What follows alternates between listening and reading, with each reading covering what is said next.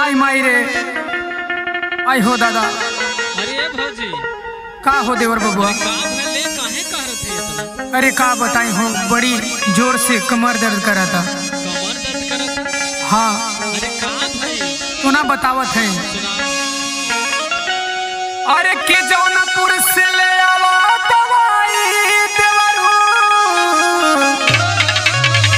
ए देवर बबुआ हाँ भौजी जाई ना।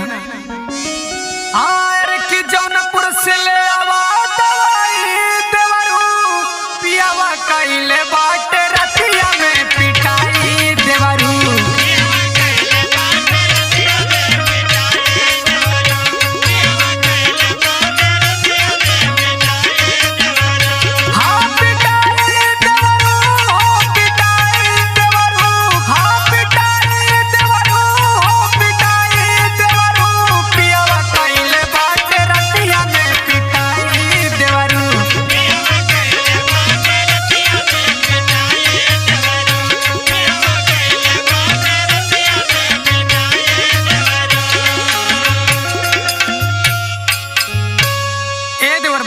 हाँ भौजी सुना हो और का भाई? सुनावा।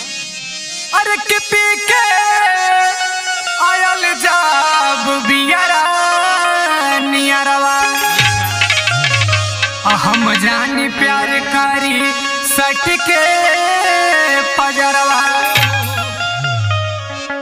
अरे कैले जबरी उठे बरी बुताई देवरू।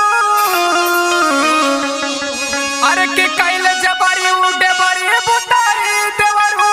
पियावा कैले बाट रतिया में पिटाई देवरू।